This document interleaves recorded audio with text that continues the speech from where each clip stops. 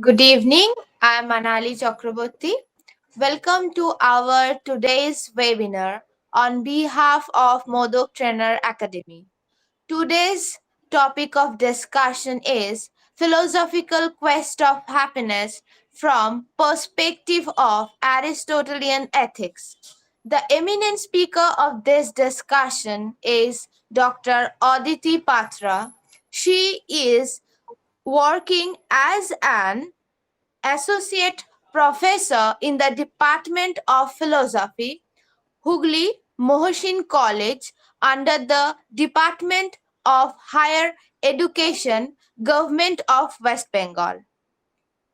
The area of her philosophical interest include India and Western ethics, Indian philosophy, Indian and Western logic, etc. I request to Dr. Aditi Patra please start her deliberation. Thank you, Manali. Good evening, everyone.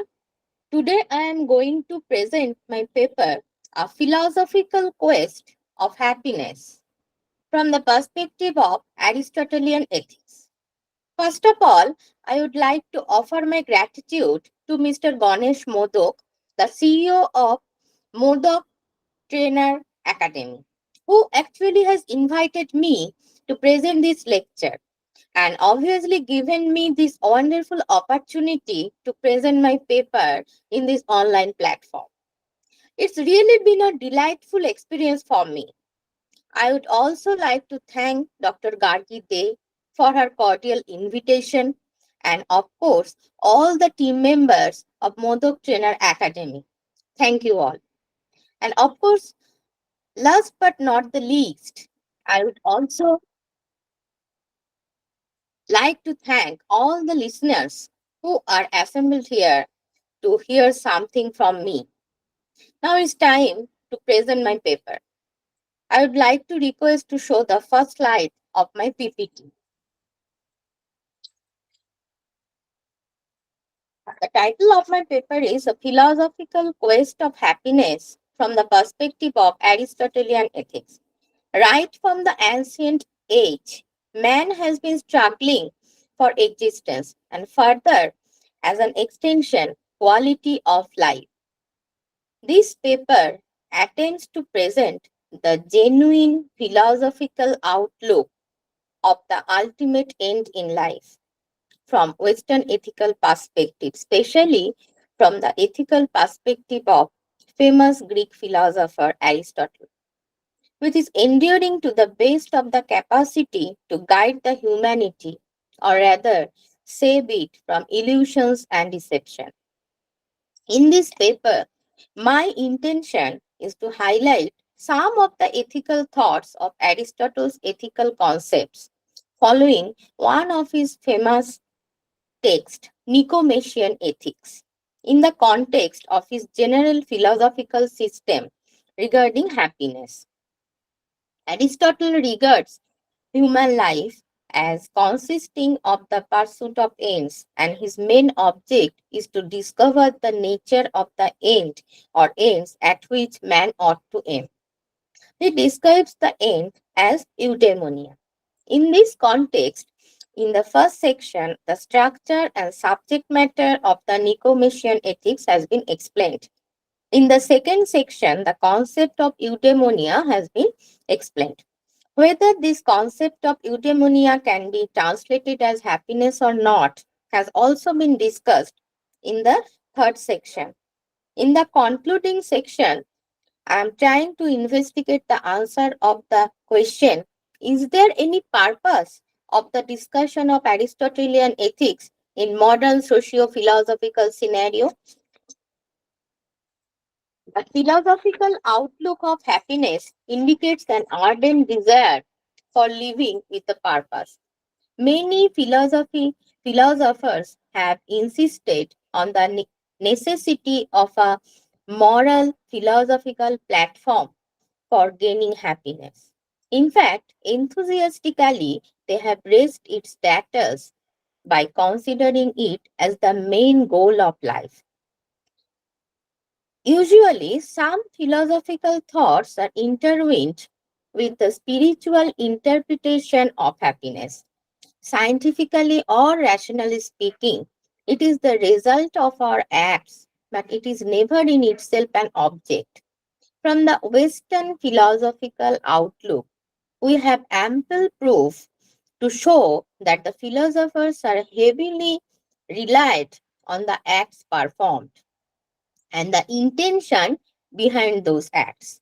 In the Eastern schools, since much emphasis is laid down on the spirituality, automatically the moral plane surfaces first even before the result.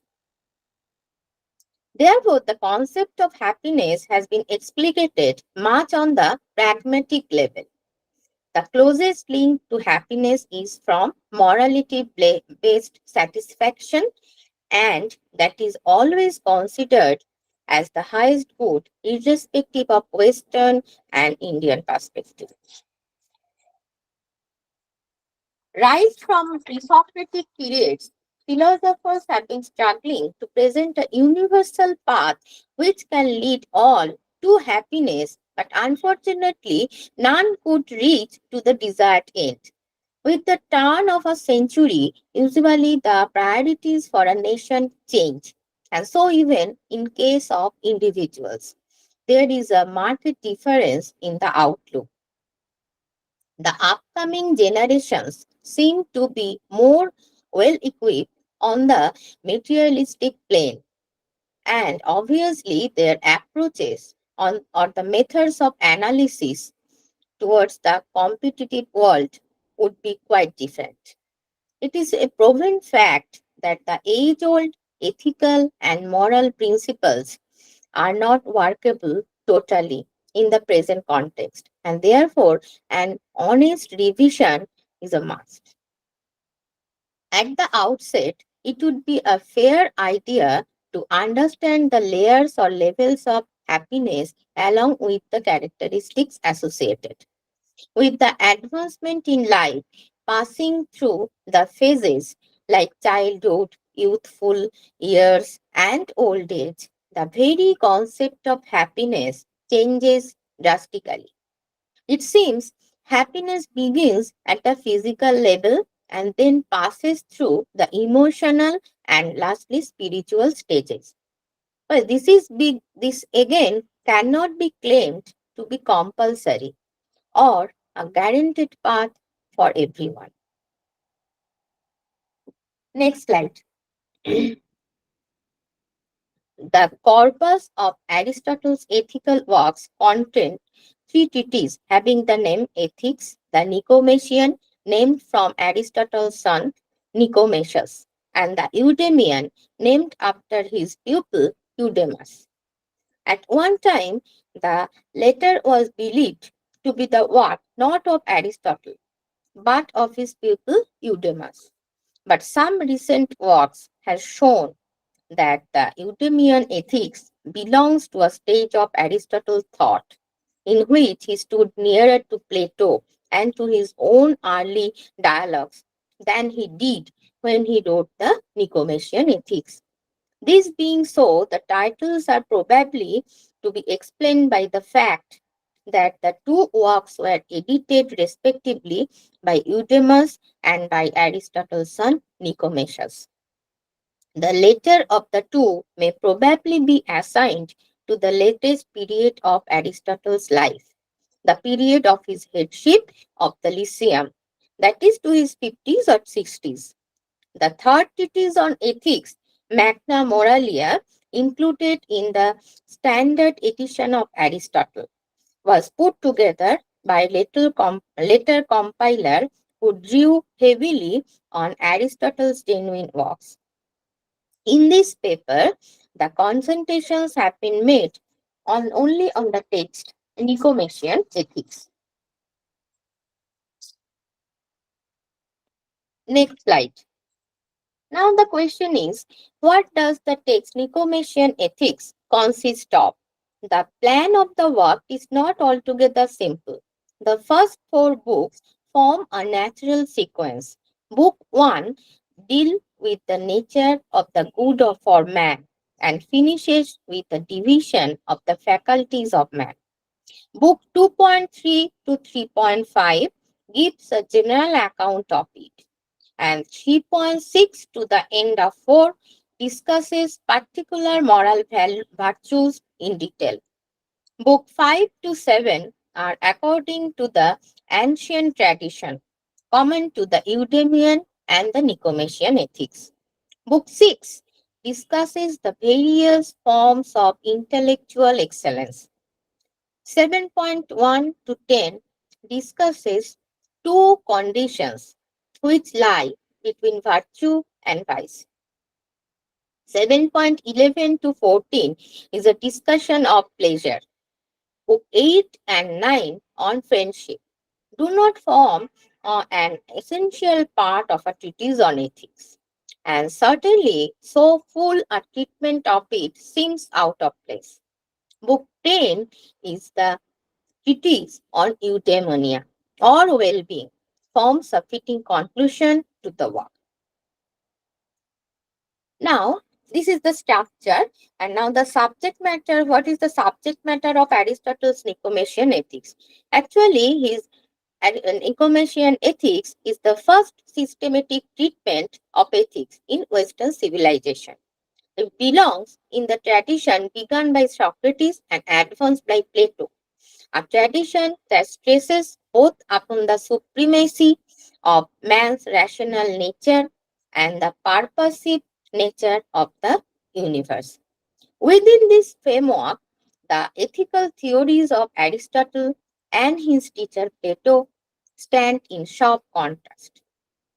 This difference stems from conflicting conceptions about the nature of ultimate moral principle and from different metaphysical suppositions.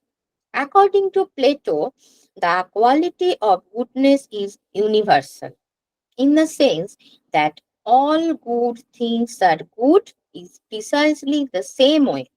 He talks about the form of goodness, which according to him should be in everything that is good. Aristotle rejects this Platonic view that the moral evaluations of daily life presupposes a good which is independent of experience, personality, and circumstances. Rather, Aristotle insists that the basic moral principle is immanent in the activities of our daily life and can be discovered only through a study of them.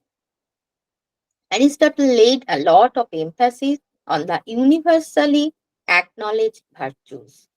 Therefore, all these qualities that are required to bring about a perfect personality in us ever remain the genuine source of happiness. The positive qualities, right from health to knowledge, would help us to erect a flawless personality, and the very reflection of it would surface happiness. Aristotle cautions us it is not easy task to handle them properly. Despite this, he is very firm on happiness to be treated as the sole goal of human existence. He often says that all our actions that are intentionally performed have happiness as the chief goal. That is why he introduced the famous term eudaimonia and claimed that as the target of human life, irrespective of our social status. The happiness that Aristotle expects the virtuous agents to pursue is not the general happiness of the sentient world, but rather the individual happiness of the agent himself.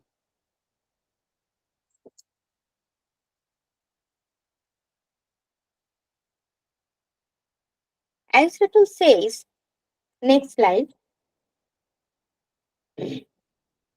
Aristotle says, every art, procedure, action, and undertaking aims at some good. We can agree with Aristotle that on the whole, whatever people do, it will be for the sake of something good, or at least what they think is what aiming of it. But the essential point that must be noted is that some things that we do for their own sake, and other things we do to bring about something beyond the action itself. Now, what does the word happiness stands for? Happiness is a sort of mental or emotional state or condition. To call a man happy is to say something about his general state of mind. Eudaimonia, on the other hand, is not simply a mental state. It can be well defined as a sort of well living and well acting. The notion of eudaimonia is closely tied in a way in which the notion of happiness is not to success. The eudaimon is the man who makes a success of his life and actions, who realizes his aims and ambitions as a man who fulfills himself. Thus, in Book 1 of Nicomachean Ethics, Aristotle identifies happiness with the samambonam and proceeds to analyze the samambonam, that is the ultimate end of life, as an activity of the soul in accordance with virtue.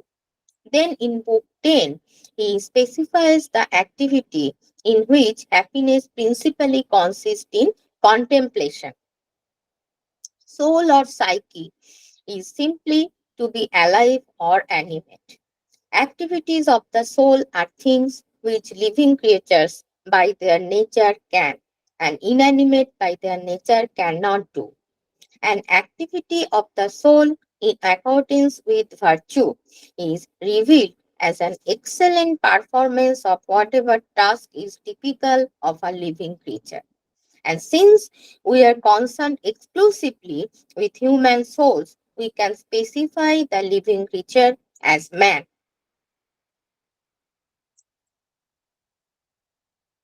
Perhaps we listen to music or wander around some art galleries because that is the sort of thing we want to do. It is the end in itself. Aristotle is right in claiming that there must be something which is an end in itself. Aristotle says that there is a supreme end and that everyone agrees what it is, so far as words go.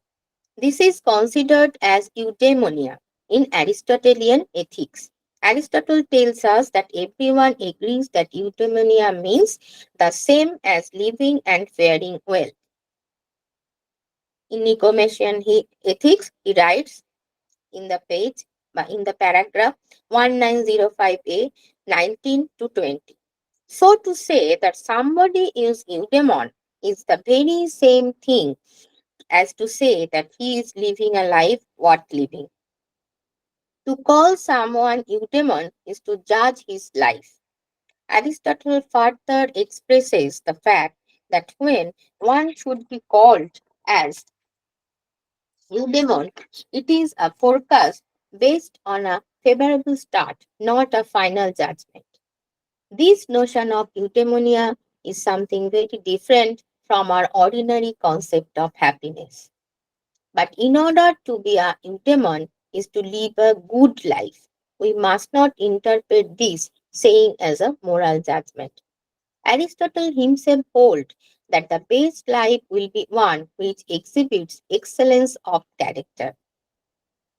But to be a eudaimon is to be well off, to have what is most desirable, not to be praiseworthy.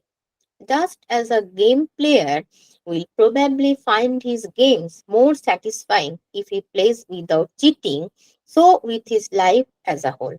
If one lives a morally good life, one is no doubt to be praised.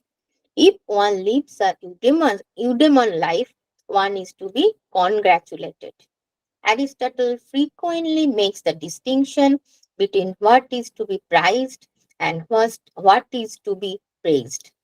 And eudaimonia is to be prized. According to Aristotle, happiness is not to be considered as a means, but it must be valued as an end.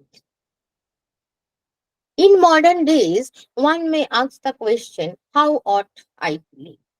But one may not ask the question in Aristotelian sense that what is eudaimon life? Aristotle's question requires an answer more like that required to the question asked by the parent. What sort of life do you hope for the children? Parents in general want their children to succeed in life, though they have different views of what constitutes success. So had the Greeks. Thus, the concept of eudaimonia is not just one element in the ideal life. This concept is composite. The ideal life is not made ideal by just one element that it contains, but has multiple criteria. The point, the ideal is complex, is well made in the Magna Moralia, a work traditionally ascribed to Aristotle, though there have been in many doubt its authenticity. The author of Magna Moralia wrote, but the ideal that we are now seeking is not simple. For example, someone might say that wisdom is the greatest of all goods, taken separately, but perhaps we should not seek the highest good in that way, for we are seeking the complete good, and wisdom on its own is incomplete. We find in the Magna Moralia that for eudaimonia is a composite of certain good things. For eudaimonia is nothing apart from this, but this. This statement may somehow strengthen the Aristotelian view. Next slide. Thus, what Aristotle expresses in his different texts is that the notion of eudaimonia is agreed by everyone to be the name of the best kind of life and means the same as to live and fare well. In his search, he says, next slide please. In his search, he says that there are four popular views about the nature of our life. One is that it is the life of pleasure, but the life which aims at pleasure, regardless of the source from which it is derived, is worthy of beast rather than of man. The political life aims at honor, but honor depends more on him who gives it than on him who gets it. The life of money making that cannot be regarded as an end in itself. Then there remains a fourth life, the contemplative life. And here he sounds that this is the ultimate aim for man, which is self sufficient, that which, even when isolated, makes life desirable and lacking in nothing. And secondly, this end must be the ultimate end, that which is always desirable in itself and never for the sake of something else. Thirdly, this end must be attainable by men. Thus, it is found from his ethical discourse that the ultimate end has two conditions. Next slide, slide 7.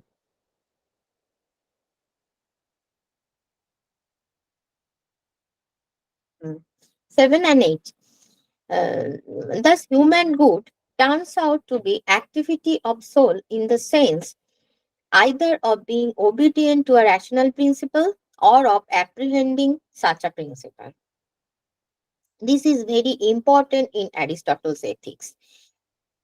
I repeat again, it is found from his ethical discourse that the ultimate end has two conditions, that the end of human life must be something chosen for its own sake and something that is self satisfying and needs no supplement beyond itself.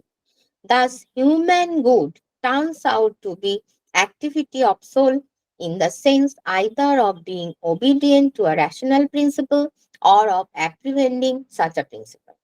In this sense, according to Aristotle, a complete human life is the activity of soul in accordance with virtue, or if there be more than one virtue, in accordance with the best and most complete. Aristotle makes it clear that by eudaimonia he means a certain kind of activity, not a kind of feeling. Aristotle has defined eudaimonia, slide 10,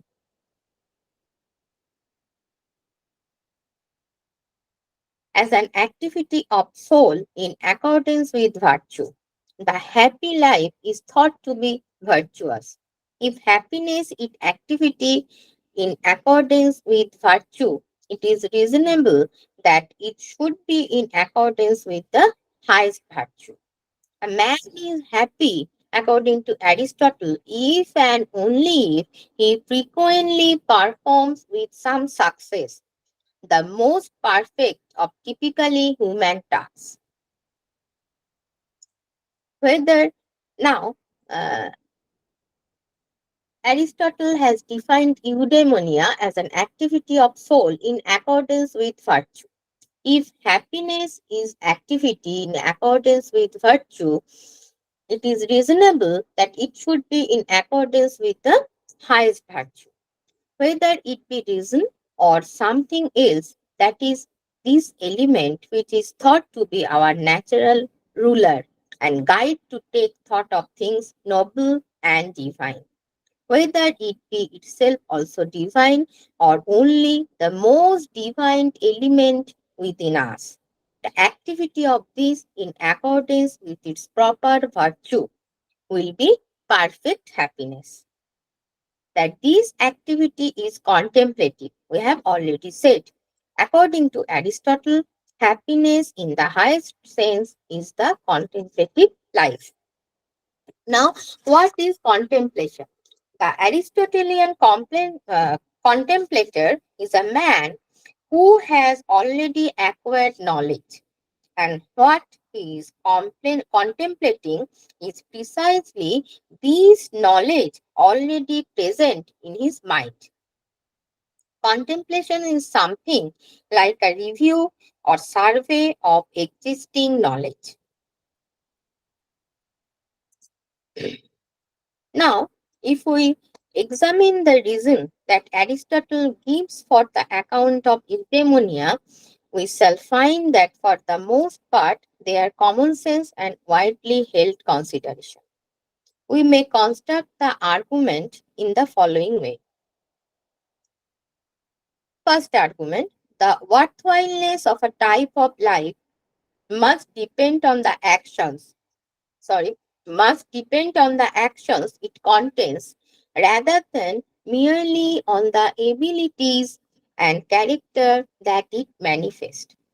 A life of a person who had the most excellent disposition but who was always asleep like Rip Van Winkle would not be worth much. Second argument, we think that the value of a man's life is largely in his own power to determine. Many of the things that happen to a man, for better or worse, are out of his control, but he can choose his own actions. So, if eudaimonia is to be within our power to achieve, it should depend largely on our actions.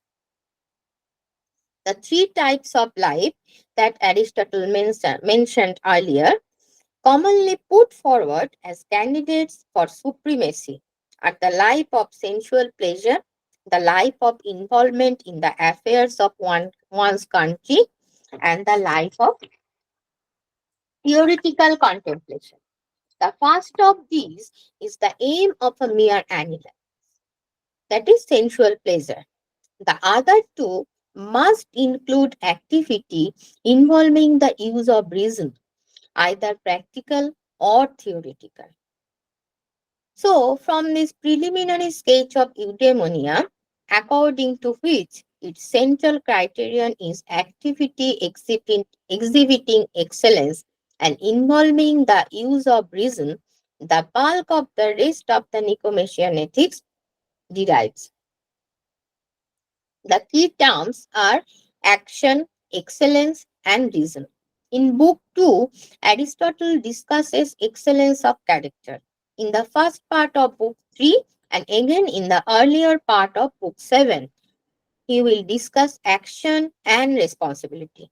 In the later part of Book 3 and in Book 4 and 5, he will discuss particular excellence of character such as bravery and justice. In Book 6, he discusses excellence in reasoning, both theoretical and practical. But in this paper, I have not discussed all of these virtues in details or excellence of characters in details. So, in the next section,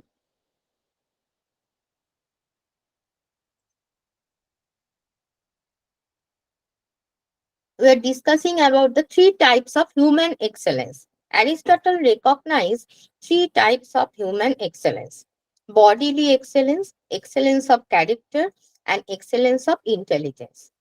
Bodily excellence is, as we have seen, to at least some degree essential to eudaimonia. For if one is ugly or diseased, one is impaired to some degree. But bodily excellence is not the topic of ethical work. So Aristotle does not discuss it in details. The other two types of excellence have been discussed by him in his ethical discourse. Aristotle will examine the nature and varieties of human excellence, and then finally in Book 10 consider what activity or activities should be central in the best human life. Both types of excellence, that of character and that of intelligence, fall within the rational life of man and are within the sphere where choice is possible.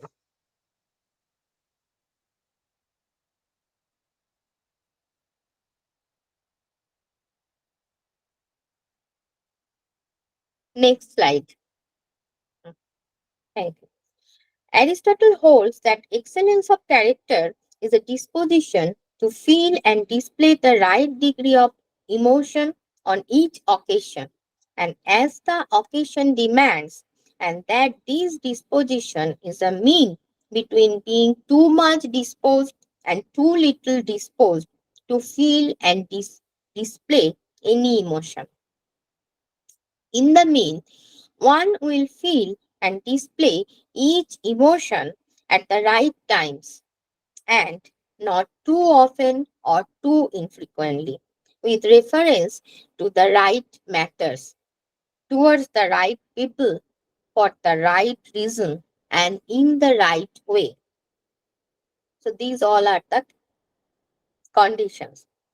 Thus, Aristotle is considering that states of character do or do not conduce to the eudaimon life, whereas to call a character trait a vice is, in modern language, modern English language, a moral condemnation.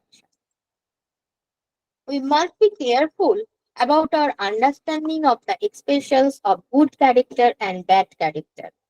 For Aristotle, a bad character is one which detracts from eudaimonia, not because he has no conception of or no interest in wrongdoing, but because wrongdoing is not what he is at this stage concerned to discuss. So, Aristotle can arrive at his final definition of excellence of character. It is a settled state of choice in a mean relative to us, which mean is determined by reason as the wise man determines it. This mean is relative to all the circumstances in which the choice of actions must be made. Thus, from a survey of Aristotle's ethical theory so far, it seems clear that eudaimonia is something complex. It can be told that it requires good looks, good birth, and reasonable wealth, of these, the last wealth may seem merely a necessary aid to eudaimonia rather than a part of it. But this is not so of good looks or good birth. Aristotle also mentioned that eudaimonia was a life in which all human excellence and all worthwhile activities were given full expression, and in which no human excellence was left by neglect, even if contemplation was to be emphasized as being an important and even dominant constituent.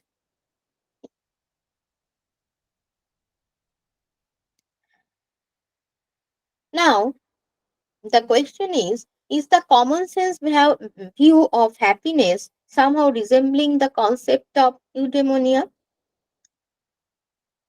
Why do Aristotle so emphatically select the life of contemplation as preeminently the most eudaimon?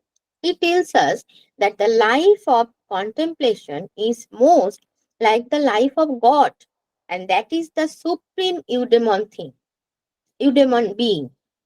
The activity of God, which is supremely happy, must be a form of contemplation. And therefore, among human activities, which is most akin to God's, will be the happiest. This view is further supported by the fact that the lower animals have no share in happiness, being completely incapable of such an activity.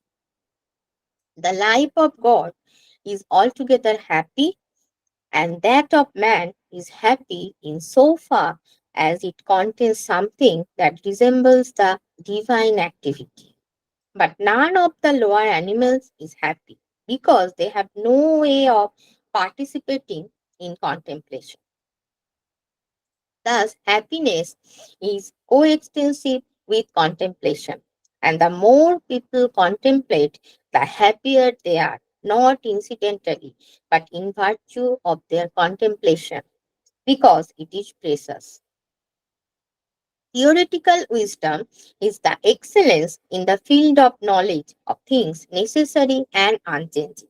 Such kind of knowledge must start with intuitive reason, a kind of intellectual perception that grabs first principles. Contemplation is an exercise of that excellence that is theoretical wisdom. It is essentially an activity, not a process. Contemplation is complete in itself at any time and has no limit outside itself. It is easy to be surprised that Aristotle should insist so strongly on contemplation as the highest good, seeming to leave room for the display of other excellence only when one is too tired for contemplation. He also claims that the life of contemplation is the most pleasant in all lives. Aristotle has rightly observed that there is a close relationship between worth and pleasantness. Pleasure is also valuable in itself.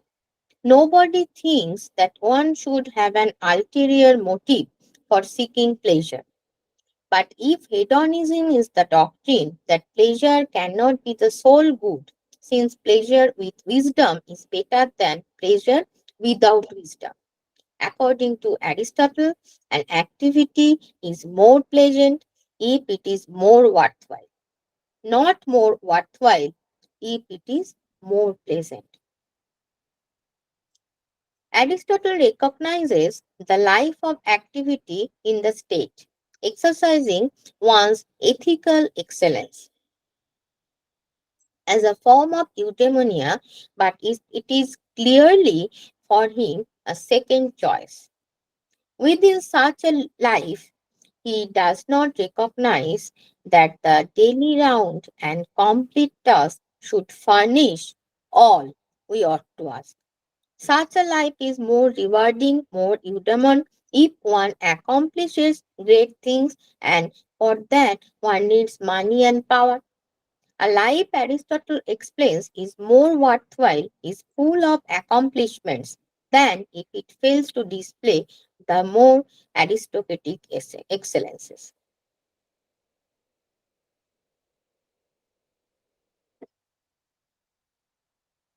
Next slide.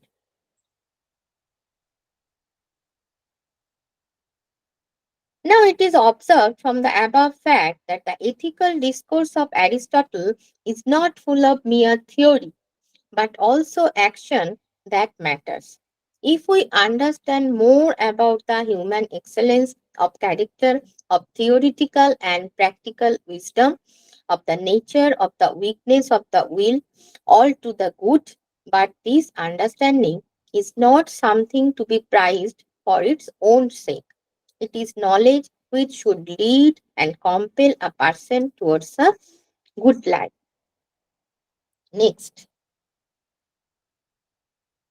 Thus, the aim of Nicomachean ethics is practical in the sense that will promote and improve us to frame a well brought up human character in modern society.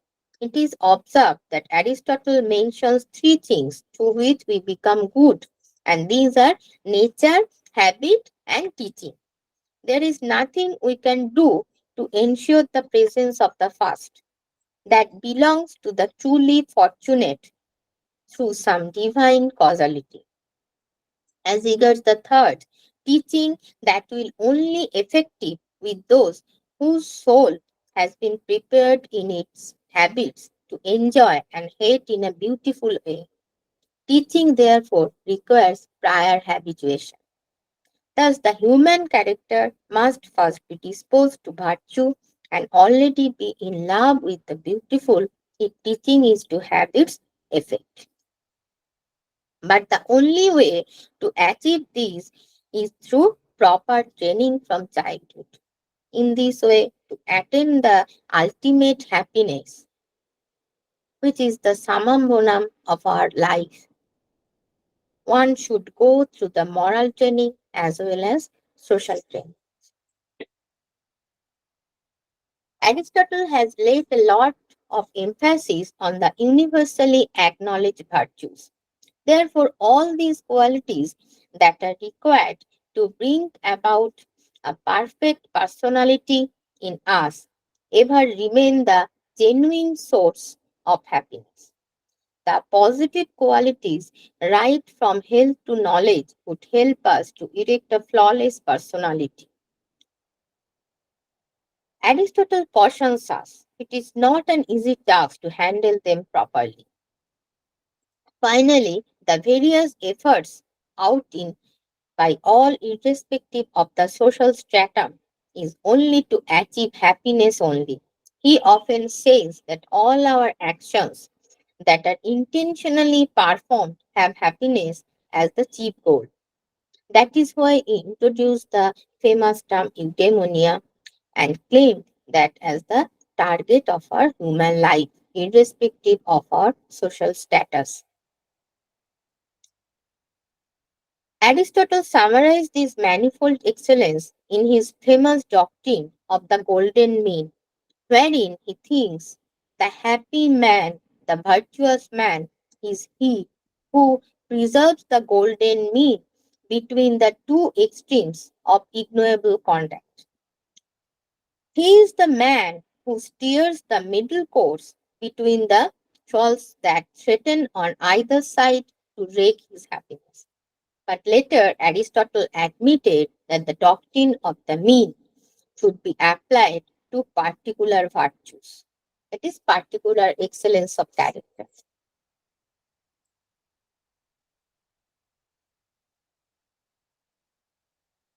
Next slide. The previous one, some comparison of Aristotelian ethics with Indian ethics. Now, the question arises in your mind, is there any purpose of the discussion of Aristotelian ethics in modern socio-philosophical scenario?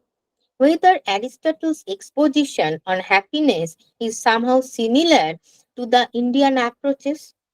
In his philosophical discussion, Aristotle seeks to throw some further light on the nature of eudaimonia by asking what the typical function of men, the function that only men have, must be. The life of nutrition and growth is shared by the plants. The life of sense perception is shared by animals. What remains is the life of rational elements in us. Thus, human good turns out to be activity of soul in the sense either of being obedient to a rational principle or of apprehending such a principle. In this way, these rational principles will lead to a connection to the divine reality, and closest oneness with divinity extends to a feeling of oneness with the creation of the world as well as other beings in the world. It is well known fact that Indian philosophy right from the beginning had been showing its interest more on the practical outlook than on the theoretical outlook. The earlier philosophers are quite keen in handling the philosophical and social problems by entrusting everything on God, although some of them were popular heterodox schools who outrightly rejected this viewpoint. But from the 20th century, there had been a markedly deviation in the interest of humanity.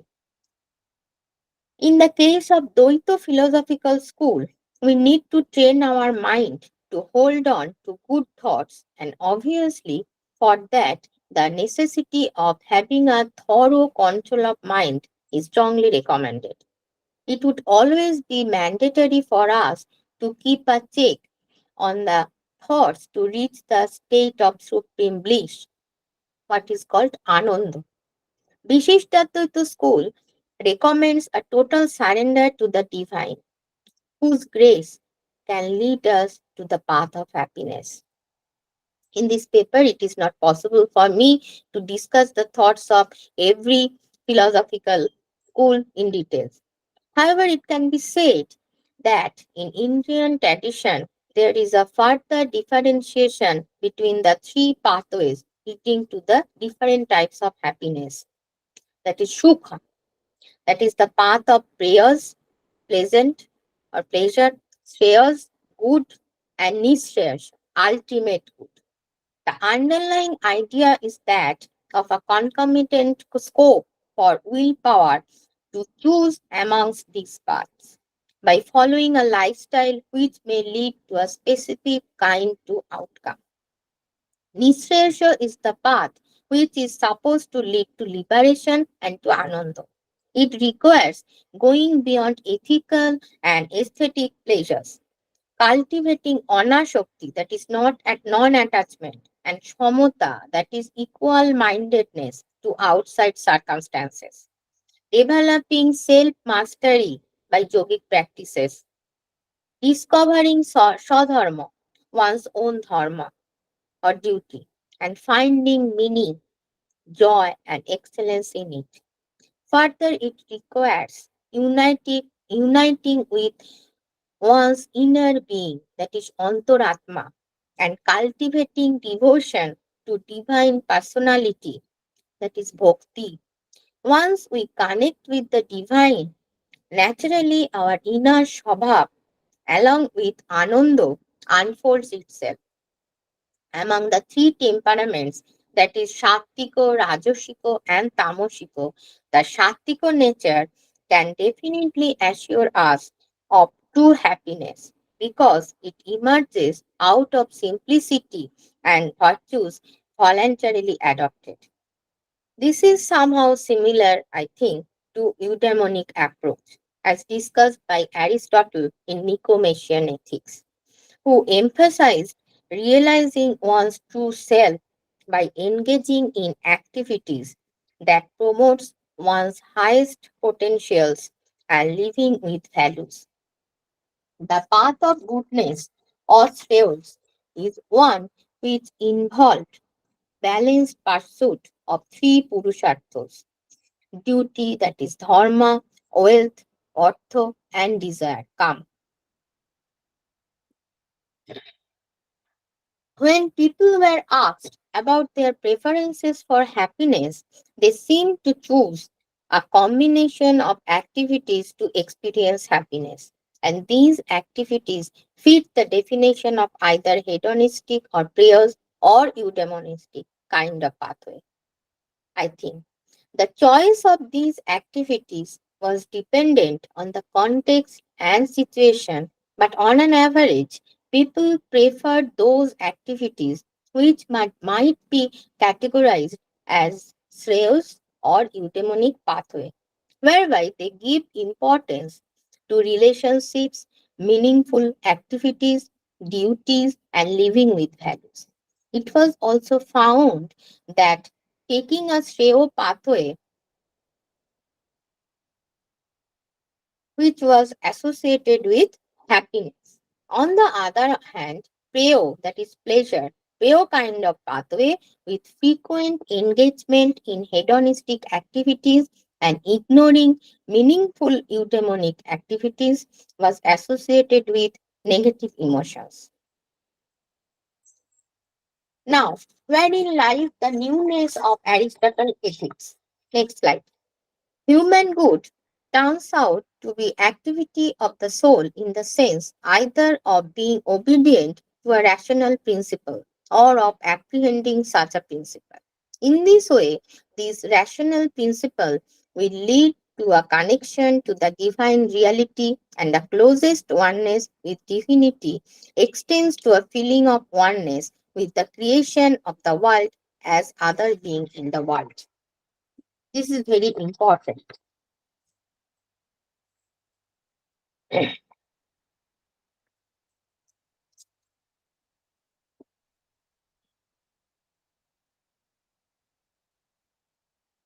Now I come to the conclusion. To conclude, it would be better to refer Barton Russell, who has rightly said, "My purpose is to suggest a cure for the ordinary day-to-day unhappiness, from which most people in civilized countries suffer, and which is more unbearable because having no obvious external cause, it appears inescapable. I believe this unhappiness to be very largely due to mistaken views of the world, mistaken ethics, mistaken habits of life, leading to destruction of that natural zest and appetite for possible things, upon which all happiness, whether of men or animals, ultimately depends. In order to reach to the stage of eudaimonia or ultimate happiness, in Indian philosophy that is called Nischayasho, in the realm of contemporary socio-philosophical framework, we can develop new methods to realize the integral divinity within ourselves. It is about a life-oriented quest for personal integration and meaning, personal commitment or to self-discovery, self-transformation, and inner growth. It is also about tempering the race for wealth and power with higher values of civilized society, such as altruism, prudence, compassion, and authenticity. This is well explained in Life Divine, where Sri Aurobindo clarifies our true happiness lies in the true growth of our whole being, in a victory throughout the total range of our existence, in mastery of the inner as well as more than the outer, the hidden as well as the overt nature. Our true completeness comes not by describing wider circles on the plane where we begin, but by transcendence. Our gain in becoming more perfect mental beings is that we get to the possibility of a subtler, higher, and wider existence, consciousness, force, happiness, and delight of being. Thank you.